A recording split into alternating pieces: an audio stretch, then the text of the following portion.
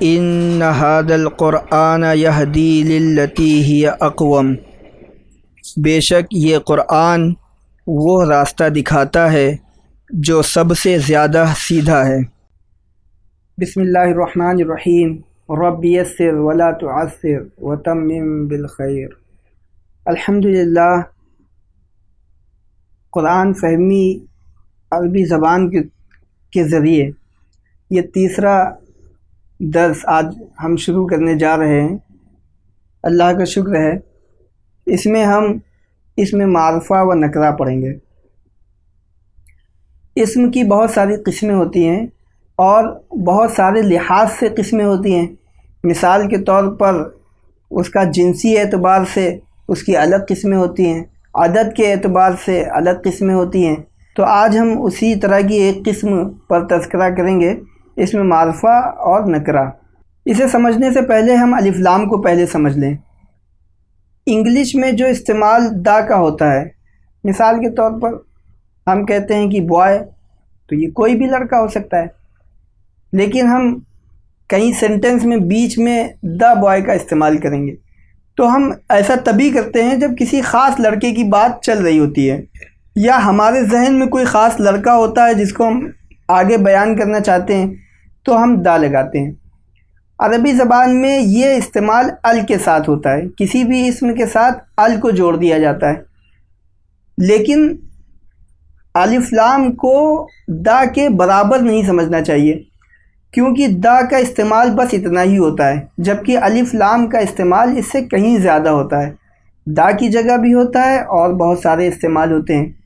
تو اب انشاءاللہ الف لام کا استعمال ہم پہلے سمجھ لیں کہ یہ ہوتا کیسے ہے۔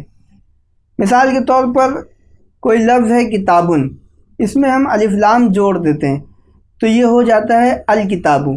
اس کا طریقہ یہ ہوتا ہے کہ کوئی بھی عربی زبان کا لفظ تنوین کے ساتھ ہوتا ہے اور پیش کے ساتھ ہوتا ہے۔ تنوین ہٹنے کی وجہ ہوتی ہے، اسی طرح سے پیش کے علاوہ زبر یا زیر لگنے کی وجہ ہوتی ہے۔ تو اصلی لفظ جو ہوتا ہے وہ عام طور سے تنوین کے ساتھ اور پیش کے ساتھ ہوتا ہے، جیسے کتابن ولدن۔ اب ہم اس میں الف لام کو داخل کرنا چاہتے ہیں تو الف لام جب ہم لگائیں گے تو یہ تنوین ہٹ جائے گی، الکتاب ہو جائے گا۔ جو کتابن تھا اس میں الف لام داخل کر دیا تو الکتاب ہو گیا۔ اسی طرح سے ولدن تھا، جب ہم اس میں الف لام کو داخل کر دیں گے تو الولد ہو جائے گا۔ اب ہم معرفہ اور نکرہ سمجھ لیں۔ انگلش میں جسے ہم پراپر ناؤن کہتے ہیں، کسی خاص چیز کا نام، اسی کو ہم عربی میں معرفہ کہتے ہیں، اور انگلش میں جسے ہم کامن ناؤن کہتے ہیں، عام چیز کا نام، تو اس کو ہم عربی زبان میں نکرہ کہتے ہیں۔ جیسے ہم کہیں لڑکا، تو یہ کوئی بھی لڑکا ہو سکتا ہے، تو یہ نکرہ ہوگا۔ اور اگر ہم کسی خاص لڑکے کی بات کر رہے ہیں تو یہی لڑکا معرفہ ہو جائے گا، جس کا نام زید ہے یا کچھ اور ہے، جس کی کچھ پراپرٹیز ہیں، تو یہی معرفہ ہو جائے گا۔ اب بات یہ آتی ہے کہ یہ معرفہ بنتا کیسے ہے اور اس کی پہچان کیا ہے۔ تو عربی زبان میں عام طور سے جو پہچان ہے نکرہ کی، وہ اس پر تنوین آنا ہے، دو پیش یا دو زبر یا دو زیر۔ اگر ایسا کوئی لفظ ہے جس پہ تنوین ہے تو وہ نکرہ ہوگا، اور اگر اس پر الف لام پہلے داخل ہے اور تنوین ہٹی ہوئی ہے تو وہ معرفہ ہوگا۔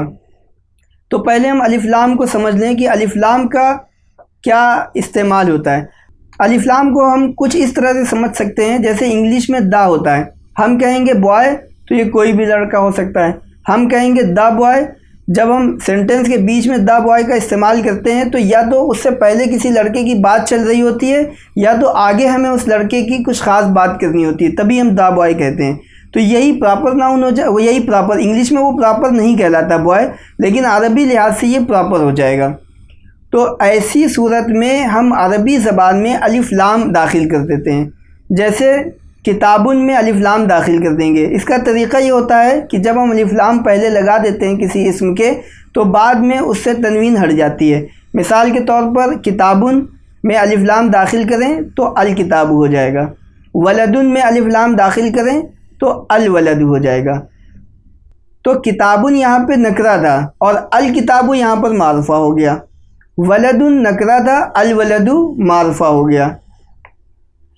کسی کا نام عربی زبان میں یہ معرفہ ہی ہوتا ہے، اور اس کو معرفہ بنانے کے لیے الف لام داخل نہیں کرتے۔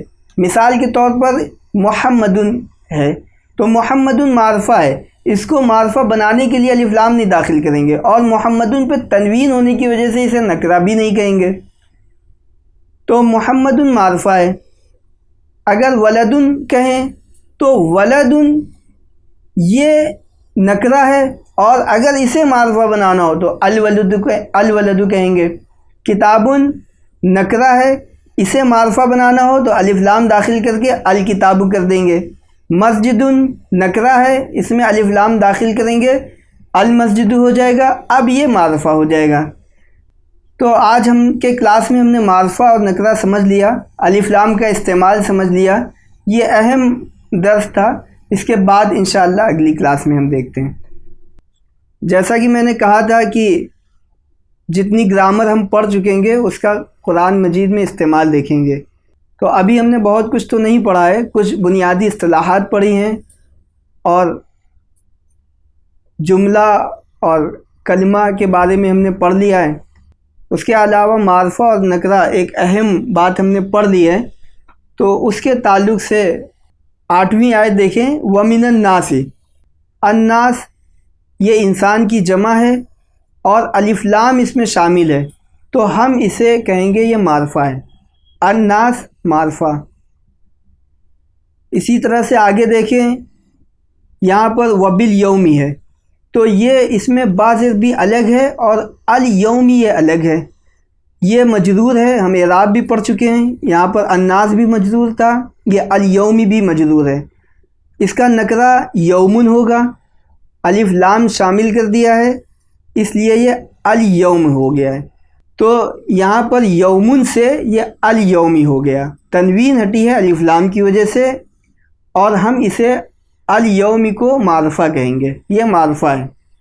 پھر آگے دیکھیں، مرضن یہ ہمیں نکرہ مل گیا، دیکھیے اس پہ الف لام شامل نہیں ہے، تنوین ہے، اپنی اصلی حالت میں ہے، مرفوع ہے، تو یہ مرضن نکرہ ہے، مرفوع ہے۔ اسی طرح سے آپ اور بھی مثالیں دیکھ لیں، اللہ مرفوع ہے، مرضن منصوب ہے، عذابن نکرہ ہے، مرفوع ہے، پیش کی حالت کے ساتھ ہے، تو نکرہ ہے، بہت زیادہ سمجھنے کی ضرورت نہیں ہے۔ علیمن اپنی اصلی حالت میں ہے، تنوین ہے تو نکرہ ہے، اور پیش ہے تو مرفوع ہے۔ یہاں پہ دیکھیں الارض، تو الارض مجرور ہے، الف لام شامل ہے تو یہ معرفہ ہے۔ اسی طرح سے المفسدون اور باقی آگے کی مثال آپ دیکھتے رہیں اور قرآن کی مشق کرتے رہیں۔ بہرحال جو کچھ منٹ کے لیکچر میں آپ نے سیکھا سمجھا، وہ بغیر مشق کے یہ سب کچھ صفر ہو جائے گا، زیرو ہو جائے گا، اس لیے یہ لازم ہے کہ آپ اس کی مشق کرتے رہیں، اور پھر اس میں کچھ بھی نہ سمجھ میں آئے، ابھی تو خیر گرامر کا بہت کم حصہ پڑھا ہے ہم نے، لیکن پھر بھی اس میں کچھ نہ سمجھ میں آئے تو آپ کمنٹ باکس میں پوچھتے رہیں، اور جیسے جیسے پھر ہم گرامر کے زیادہ گرامر آگے پڑھتے رہیں گے تو انشاءاللہ اس میں اور باریکی سے قرآن کو سمجھتے رہیں گے۔ اللہ تعالیٰ توفیق عطا فرمائے۔ وآخر دعوانا ان الحمدللہ رب العالمین۔ وَلَقَدْ يَسَّرْنَا الْقُرْآنَ لِلذِّكْرِ فَهَلْ مِن مُّدَّكِرٍ، اور یقیناً ہم نے قرآن آسان کی نصیحت کے لیے، تو ہے کوئی نصیحت حاصل کرنے والا؟